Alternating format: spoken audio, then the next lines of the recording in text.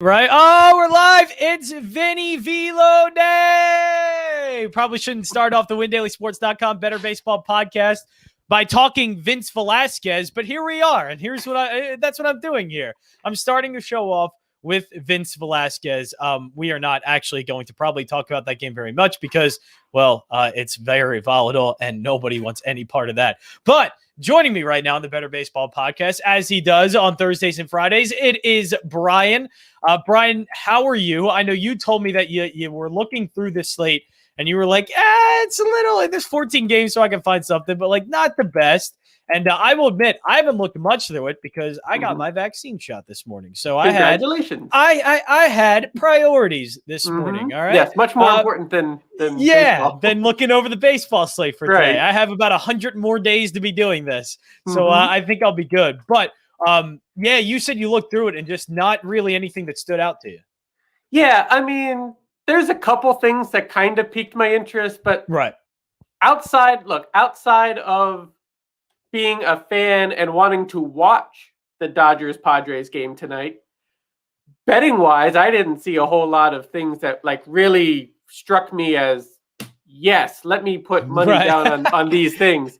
It's a bunch of, like matchup-wise, it's just a bunch of awkward, mid-season, mid-April matchups. Like, I don't. It's just one of those slates that, like, all right, you've moved into the series where now you're like getting teams that don't normally play each other that often, or that don't have long-standing rivalries or stuff like that. I mean, the Brewers and Cubs you can get up for because you're Brewers and Cubs, and you're like an hour and a half, 2 hours away from each other, and locally you can get into that matchup. But like Pirates Twins, I don't care.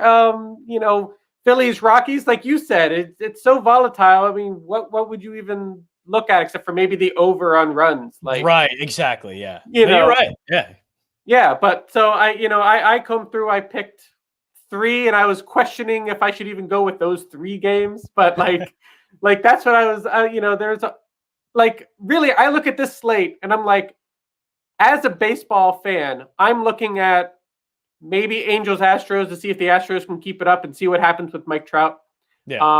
But really my viewing interest is Dodgers Padres, and everything else can just kind of take a back seat as far as my viewing interests as what I'm going to watch on TV. Oh, absolutely. Yeah, that has become must watch at this point.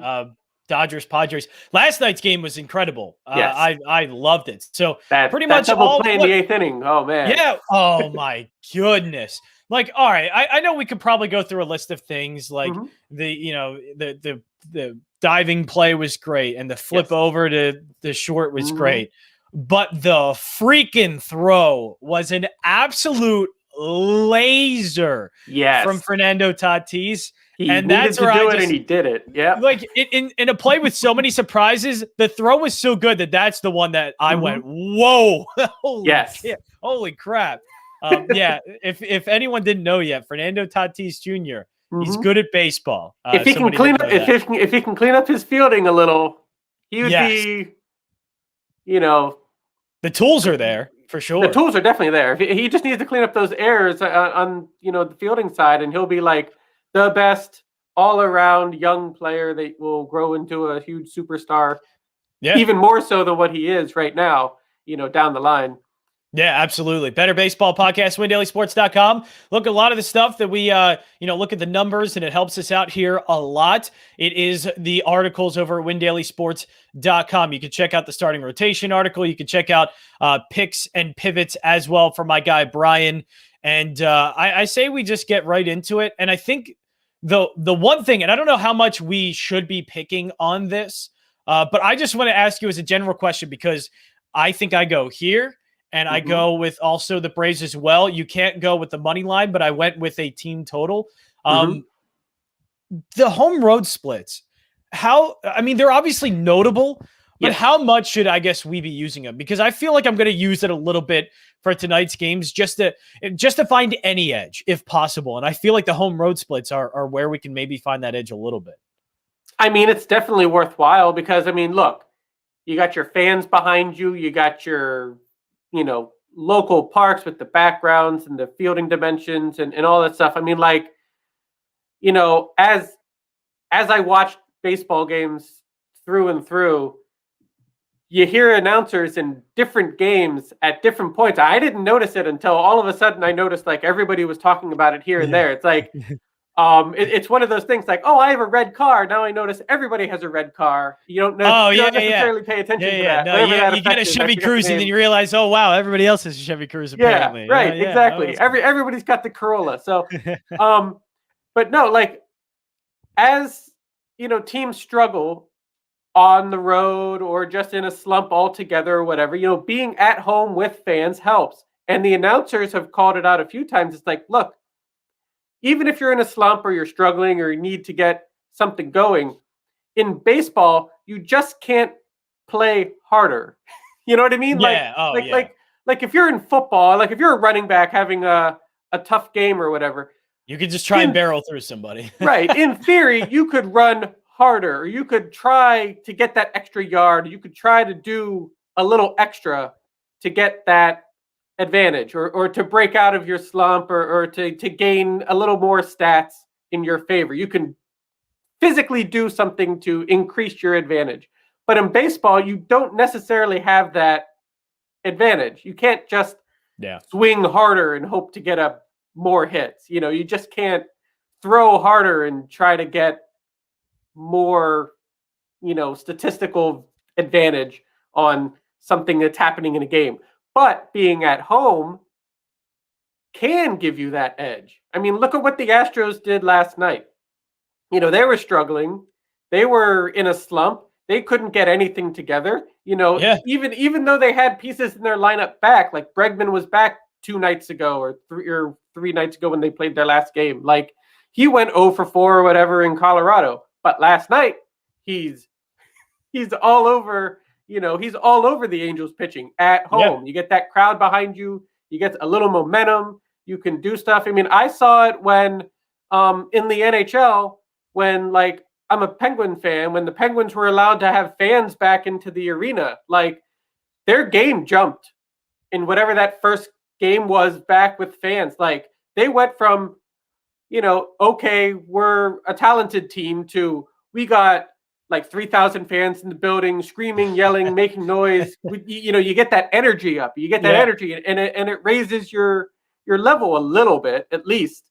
So being this early in the season, not really sure how teams are going to play out, how teams are going to, you know, match up against other teams and stuff. I think being at home is a worthwhile thing to take a look at, especially in some of these early matchups where, you know, maybe these teams haven't seen each other yet in over a season or whatever because of last year only playing in division, you know, American National League teams. Yeah. So yeah, I mean, it definitely matters.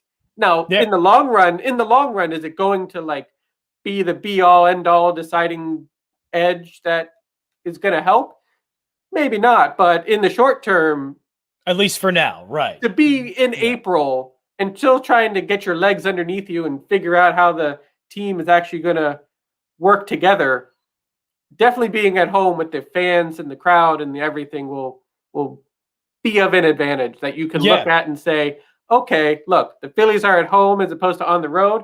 I'll go with the Phillies in this case, even though it's close. Or when the Reds are at home, typically you want to lean towards the Reds. Not that that's a guarantee, but it definitely helps. Yeah, it does. And I think we've been seeing it with the Reds mostly. We bet on the Reds a lot at home, and their runs per game tell you that story of they're scoring a lot of runs. Atlanta's the same way, though. And that's why immediately, like, I'm not going to bet Atlanta because I think the tough part with them is Huascar Ynoa's on the mound, and he's been, I mean, just one extreme to the other this season. And if we're going to be honest, like, Luke Weaver is okay. Like, he's a good pitcher. He's better than Huascar Ynoa at this point. So I would trust him.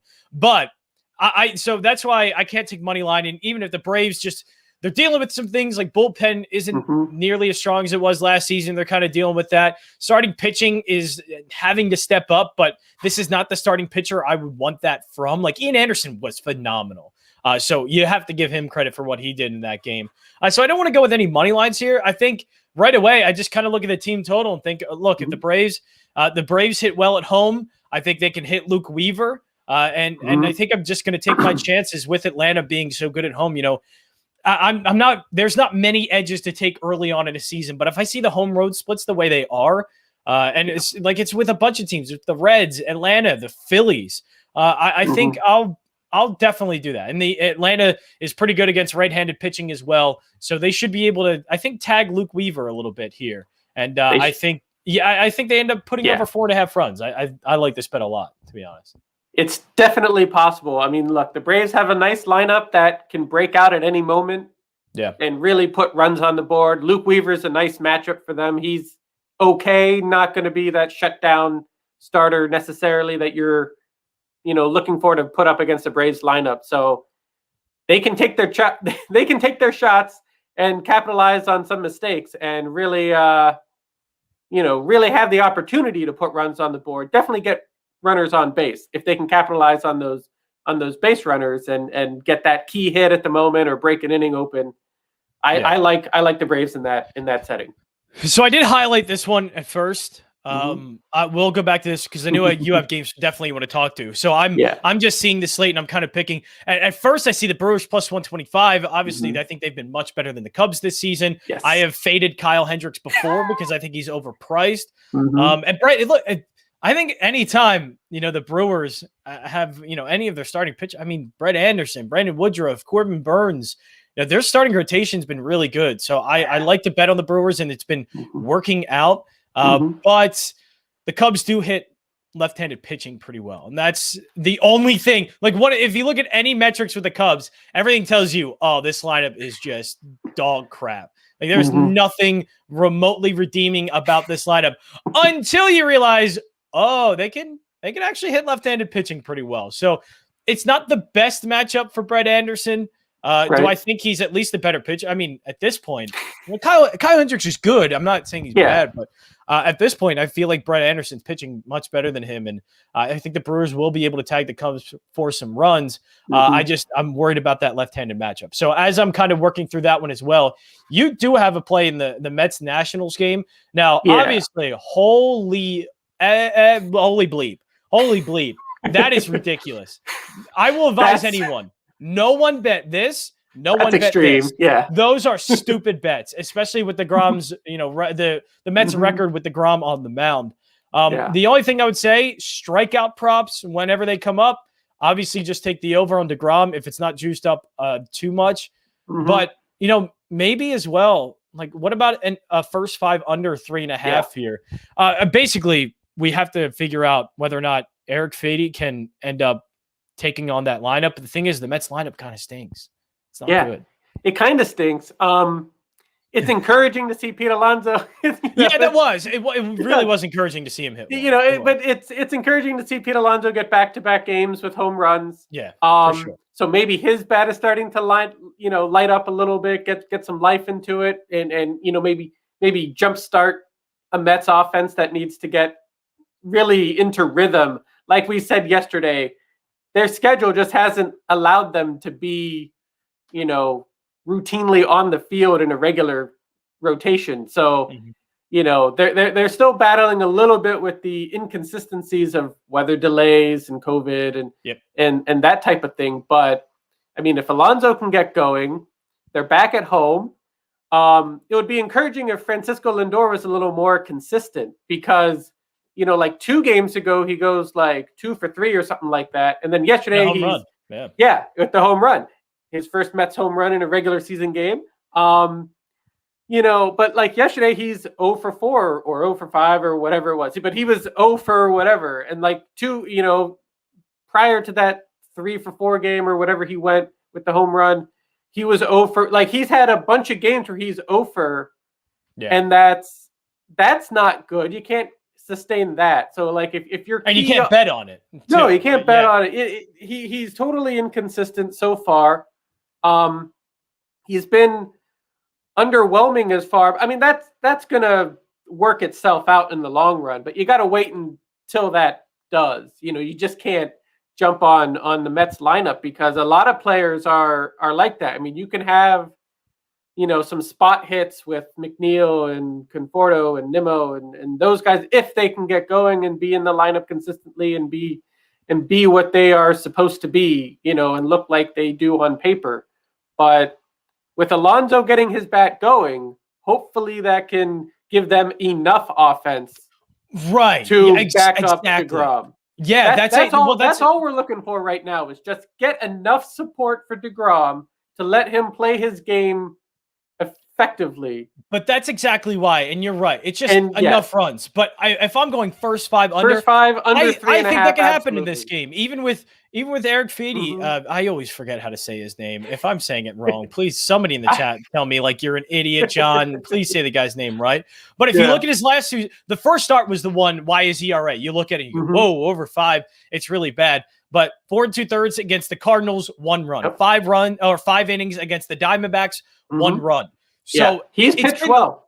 Yeah, the last 2 starts, and you can go like somebody can go right back at me and say, John, it's the Diamondbacks and Cardinals. Like, what are we talking about here? Well, the Mets are kind of there. I mean, we're expecting one player to do most of the damage here, right? In Pete Alonso. Not saying that you should put Feedy in your like DFS lineups. I would not do that. No, absolutely not. No, but I don't think he's going to get absolutely crushed, and I think it's at least. It's a bet I'm willing to take at even money because I likely know with the way Washington can't hit against right-handed pitching. And look, you can look at their strikeout rate and say it's low. And they're not going to hit against DeGrom either. DeGrom's going to strike them all out. I mean, it's just going to be a mess. So I think DeGrom will basically have a shutout through 5 innings. Yeah. Can Eric Feedy or Fetty, whatever his name is. I know. I wish I should know the name. I'm a professional, guys. I should have looked up his highlights to figure out what his name is. See, you do the same thing. I look up highlights. But of course, I need to know what the other people are saying so I can say it like exactly. They say. I think I've seen I've seen him stabilize enough that I don't think there's going to be a ton of damage from the Mets lineup here. Right. And we know Jacob deGrom, first 5 unders, like Shane Bieber, have been hitting at a very high rate. I think that's the play here still. If you're worried about the pitching matchup on the national side, to me, I say don't just look at, how bad the Mets lineup has been. Yeah, I would not be worried about Fetty. It took him a while to hit off of Trevor Williams, and Williams isn't a good pitcher. No. So I just this Mets lineup isn't right yet. Yes, do they have potential and pop? Sure. And could Pete Alonso hit a grand slam in this game to ruin my bet? Absolutely. But I think I can bet on the chances of that not happening, and at even money here, I think it's a good one. So yeah, I definitely like that bet a lot. And it's something that you can get action on in that game and try and take advantage of the Grom. So the next one you want to go to, Angels and Houston. I know for me, like I would love to go Angels here, but see, they're another team, home road splits. They are much better at home than they are on the road. I would like to bet the Astros, but minus 141 isn't really a price I'm willing to pay for the Astros. It just, you know what? Last night I got beat primarily because, they scored 8 runs. Yeah. So give it to them. But I primarily got beat by Christian Javier just being absolutely filthy. And I wasn't ready for that. I don't think the Angels are ready for that. But in this one, the Angels, like Greinke seems like a matchup that the Angels could take advantage of. I want to stay away from this one for me. Yeah. I mean, there's reason to stay away from it. Absolutely. Look, based on last night's game, I mean, I said Javier was great in his first start when we were picking Luzardo to outpitch him, and I said no, give Javier his credit, and I mean he's shown up more times than not. The sending down prior to the last start was planned, part of the Astros plan for him to get him extended. So the fact that he came out and pitched very well was. Yeah. Not necessarily surprising, but the fact that he shut them down as well as he did was a little surprising. But no, I mean, Javier is a good pitcher, and he's proven it over enough starts that we can probably put him in that quality starter category without needing to second think about it. But I mean, Greinke has been shut down. He can shut down a lineup, and he has consistently done it in his starts, over his career. Now, can the Angels jump on him? Maybe. But again, Mike Trout got hit in the elbow yesterday, and he's probable for today. I haven't seen the projected lineups. I think he's in it. I can't 100% say that, but I know Madden said he should be in today. So I would anticipate Mike Trout being in the lineup today. But even still, I think Greinke can get his pitches in. I think he can, I mean, you're not going to find a much better starter than Zach Greinke at home. Right. I mean, the stats back him up that he's going to be DeGrom light, at his best. So, I love Zach Greinke on the mound. The Angels lineup has been solid, but I mean, like yesterday, they left runners on base all game. They were 0 for 9. It's killing me.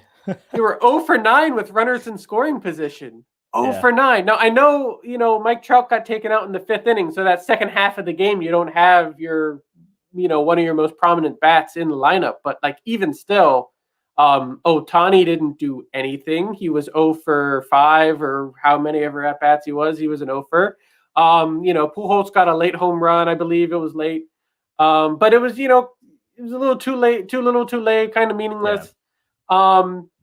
Yeah. I mean, Bregman and Correa just turned it up and set the Astros off. Now, like we said yesterday, the Astros lineup needs to get itself together. And, looking at the lineup with Correa leading off, and Bregman was, third, I think, in the lineup. And, I mean, he was on fire. Correa was on fire. The other, Straw and Tucker and those other guys played their roles appropriately. When you look at it, really all they're missing is Jose Altuve, and he should be back in a couple days. So do I like the Astros against Heaney? Yeah, I do, because, at home, like we said, at home, they get the, they get the crowd emotion, they get their fans back into the flow of things. And they're one of the stadiums that has a higher attendance than most of the other stadiums in the league. They can get 10, 15,000 fans backing them. I mean, look, if Bregman can keep his hot bat, can keep a hot bat, then there's no denying that the Astros can be powerful and put runs on the board. Now, Heaney pitched well in his last outing, but can he pitch well enough to keep the Angels in the game if Zach Greinke's on his game? I mean, that's going to be a tough ask. So I kind of like various, things that you can look at in this game, not necessarily the money line or whatever, but like, I think if you're looking at Greinke, maybe a first 5 thing, that should be very doable for the Astros' favor. Yeah, definitely. Bettor Baseball Podcast, WinDailySports.com. All I know is I'm not betting the Angels here. It doesn't seem like a good spot at all.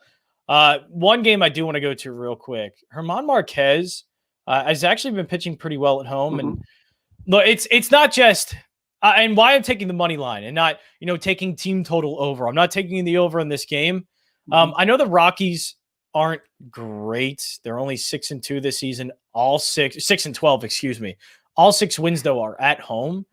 So I think I like the spot here against not just Vince Velasquez, but a depleted Phillies lineup, a depleted Phillies team. If the Rockies do end up putting up some runs, I'm just not sure this Phillies lineup is capable. And it might take, it's on any given day. Sure, the Phillies have enough in that lineup, like Bryce Harper, Realmuto, all of those guys to put up runs. And look, Moniak and Maton even put up a few runs against the Giants, but it's not something that you expect every single night. And it's to a point where if the Rockies do end up putting, 5-6 runs, it might almost seem out of reach for the Phillies a little bit here. Just because, is Mickey Moniak going to hit another 3-run home run for him? Is Rhys Hoskins going to break out of his slump? Is Andrew McCutchen going to get on base? Jeez. It's just horrible. So I think Marquez is a good enough matchup. And I'm not even just going to take first 5 here because I think there always is that potential, at least with the first 3 innings, and things get wacky enough. And not again, this isn't. By the way, if people know, I'm a Vince Velasquez guy, even though I know I shouldn't be.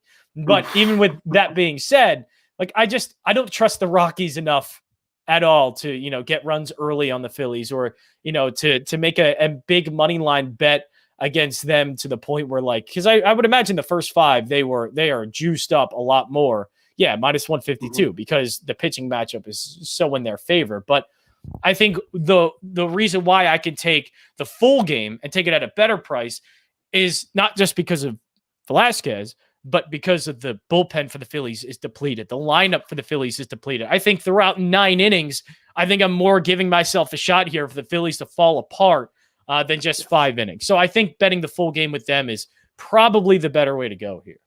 Mm-hmm. Yeah. I mean, look, the Rockies against Velasquez, I mean, that's kind of a good matchup for the Rockies. I mean, they can get hits. They can get hits against him. They can definitely get runners on base. Can they break it open? Can they get that key hit? Can they take advantage of the mistakes? I mean, that's always the question. Yeah. You're never not going to have that question. But, I mean, the Rockies haven't shown consistency enough to really routinely bet on them to put those runs on the board. Although this is a good matchup, they should be able to do it. They've played tough against good teams. And, with the Phillies being depleted as they are, like this should have been Matt Moore's start, and he's out with COVID or whatever. COVID related. And also, even when he does come back, I honestly don't expect him to be back in the rotation. Right. He's probably not going to factor in too much more. But yeah, I mean, what's Velasquez's ERA? 9? I mean, it's not like he's... It is. It's not like he's been great so far in his outing. So I mean, there's definitely possibilities here for the Rockies to jump all over him. There is. And I think... It's just that, do we trust the Rockies enough to trust them to do it? At home, I trust them more. But I still don't trust them 100% to say, yes, they're going to put runs. Like yesterday when I said, the Mets are going to give up runs because Lucchese's on the mound. And what the Cubs do? They scored 3 runs in those innings against Lucchese. Yeah. And then they took Lucchese out and it kind of stabilized. But, this isn't necessarily that situation for the Rockies against Velasquez. So it's just a matter of how's it going to play out. I like the matchup for the Rockies lineup. Right, exactly. Yeah, I think this is the game where usually we like to shorten our variables and just go with, starting pitching matchup against lineup. But I think it's a little bit better here if we go full 9. We're getting a better price. Yeah, you got it. But we're the Phillies variables is where I want to bet against, because once they start getting deeper into their lineup, deeper into the bullpen, and we expect it to be mostly a bullpen game. Velasquez being coming out of the bullpen, and the longest these pitchers in a long relief outing, I think 2 1/3. So I expect him to go, and usually he only goes 3 or 4 innings. Right. So if this is primarily a bullpen game, and the Phillies just haven't been hitting, and the deeper you go into their lineup, it's not good. I think that I want to give myself the full 9 at a better price, because I'm also feeling like I'm giving myself a better chance in the full 9 as well. WinDailySports.com, Bettor Baseball Podcast. We do have one more game to go over for you, and it's a game I luckily stayed away from yesterday because I was thinking Cleveland, but there was something in the back of my head and I didn't feel great about it. I just seen, you know what, I'm backing off. No way I can do it. But are we going with Cleveland here? I mean, are we backing, like, Logan Allen isn't obviously Cleveland's best pitcher, but he's an okay one. Jordan Montgomery isn't really doing that hot. No. I mean, should a Yankees team that's on the road, that's 7-11 this season, and with one of their bottom of the rotation starters in the lineup, be a -143 favorite? Look, that game last night was sloppy. And it was disgusting. It was pretty awful. I mean, absolutely. Look, I'm not a Yankee fan. I laugh at Yankee fans because they always have that sky is falling mentality of, even if a pitcher throws a ball or whatever to start the game, it's like, oh, take him out. He's the worst pitcher ever. But look, the Yankees have the talent. They can get to Logan Allen. Will they get to Logan Allen is a better question. Yeah. But if they play, and I'm going to say this name, and it's going to be crazy to say this name when you look at the lineup of the Yankees, but if they can put Kyle Higashioka in, oh, well done, and he's been like, now, granted, he hasn't been the best offensive player the Yankees have had throughout the thing, but when he gets in and he has his starts and stuff, he puts numbers up against opposing pitching and opposing teams, and he gets the RBIs, he gets the hits. He needs to be in that lineup because so far when he has played, he's usually one of the key offensive components in that lineup so far because they just haven't gotten anything really going. You get a couple long home runs occasionally from Judge and Stanton and whatnot, but like consistently getting hits, you got to go with Higashioka. You can't put, Gary Sanchez in. He hasn't proven to be, able to be trusted to get the ball in play at the plate. He's not that great defensively either. So you might as well go with Kyle, get him in there, let the offense at least get base hits, at least get hits. I mean, Kyle had a home run last night. That was again late in the game, but it was meaningful because, the Yankees were matching what the Indians were doing. And also you got to go with Rougned Odor. He's gotten some key hits. He has. He's been doing well. Yeah. He's been doing well. And that really says something when, you look at the Yankees lineup and you're like, who's going to show up and actually produce? And so far, regularly, nobody has. But Odor has since he's been picked up. Higashioka has for the most part when he's been in the lineup regularly. Yes, game to game, you might sit there and say, oh, well, he had a bad game here, he had a bad game there. But like consistently through the year so far in April, if you're 7-11, you got to go with guys that can get you hits. And so far, Odor, Higashioka has gotten you some hits. You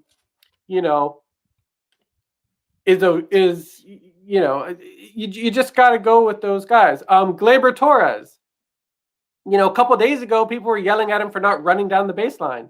Yesterday, he got some nice hits. He got some balls in play. He made some stuff happen. Can he continue to do that? I think he can. I know he can. I feel like with whatever lackadaisically running down the baseline on Wednesday was, Boone talked to him. I think he lit a fire under him. I think he can, get out there, get some aggressive hits, be somebody on the base path that can get some, movement, that can get some runners into scoring position, capitalize. Look, Logan Allen isn't a great pitcher. The lineup for the Indians is not great, period. Montgomery. Well, the Yankees lineup hasn't been good either, though. So no, they haven't. That's definitely what I'm saying. That's why our usual what we would say about the Yankees lineup. They're great. They obviously can hit but it's not that case, and they struggle against left-handed pitching a lot. This might be a good.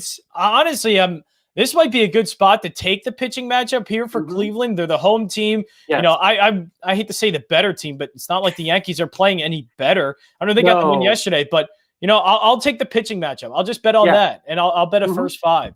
I'll bet on Logan Allen at home. Against a Yankees lineup that can't hit left-handed pitching. I think backing home teams is working a little bit in this case. But a home dog for sure. I love that spot for Cleveland and a first five money line. You broke it down really well. I think it works. And hey, if you maybe want to go total runs, first five under, I could definitely see this game. I could see it under. Yeah, or they could be both so bad it goes over. I mean, it's just one of those things. How like yesterday it was bad, but it was bad defensively. Like the Indians were getting balls in play. Yeah, exactly. They scored 3 in the first inning, and then the Yankees scored 3 in the second. And it was all defensive, just miscues. It was all just bad defensive plays. Aaron Hicks misplayed a ball in the thing. Gardner had a nice sliding almost catch that popped out of his glove that was a base hit. There's things there that I don't expect to be replicated today. Are they going to be as bad defensively today as they were yesterday? I don't expect that. I don't think that they're going to be that bad in the field. Either team, to be honest, is going to be that bad in the field, consecutive days or day in and day out. It's just not, you're just not going to make that many errors not even errors, just misplays, that often. It's just a matter of, what can the lineups do? I think Logan Allen can hold his own for the first handful of innings. And get to the point where, look, the Yankees have that experience. They have that firepower if they ever put it into use. They haven't yet so far. but they take good at bats for the most part. They can take pitches. They can wait for their pitch to come. They can't take advantage of it. They haven't yet so far. So are the Yankees going to be disciplined and wait for Logan Allen to make a mistake? Or are they going to be the 7-11 Yankees that we've watched so far and, be up there first pitch swinging and, trying to force things that they don't need to force? That's the question for me, is like, look, Logan Allen can pitch decent enough to get through his outing and not put the Indians in a position to just get blown away by the Yankees. Not these Yankees, not at this point. Yeah, so exactly. Can the Yankees be disciplined enough to take their shots? And I think what you gotta think. Yeah, and I think I'm going to take my chances on that at plus money. So here's the board, what it's looking for today. We have that Cleveland plus 123 for the first 5 money line. Braves over 4.5 total runs, minus 110. Like the matchup, like the fact that they're at home. Brewers, I'm taking a chance on. It's not the best spot, I would say, but I'm going to rely on Brett Anderson and just being a good pitcher, being able to, keep the Cubs lineup down enough. I know they've been good against left-handed pitching, but I think it's worth taking a shot on the Brewers plus 128. They have been winning a lot. Their starting pitching has been good. Taking under 3.5 for the first 5 innings in the Mets-Nationals game. Jacob deGrom in the first 5 unders have been hitting the same rate as Shane Bieber has as well. I think the Mets lineup too kind of plays into this and factors in as well. And we're going against the Phillies, and we're going full game. This isn't one where you just go first 5 and bet, Vince Velasquez. Well, Vince Velasquez is only going to pitch probably 3 innings anyway, 4 innings. And so I think I'm going to bet the not so good variables of the Phillies, where if they get into their bullpen deep, it's likely not going to end up well. Their lineup, once they go deep into the lineup, it's not going to end well for them. So I can't bet Rockies team total over. I'm just not sure about it, but I do think the Rockies end up winning this one with German Marquez on the mound. Minus 121 money line. I think that's the play I'm going to go with here. We're going to go with on the Bettor Baseball Podcast. That is it for the Bettor Baseball Podcast. It was a little late today because, I got my vaccine, first dose of it. So I had to do important things, had to do my thing for, to get back out into society and be a normal human being, maybe for a little bit. Not that I've ever been a normal human being, but we'll be back Monday. It's Friday. I didn't even mention that. It's Friday. By the way, happy Friday, Brian. Have a great weekend. Yeah. Everyone, have a great weekend. WinDailySports.com. Check out all the articles, and we'll be back on Monday here for the Bettor Baseball Podcast. WinDailySports.com.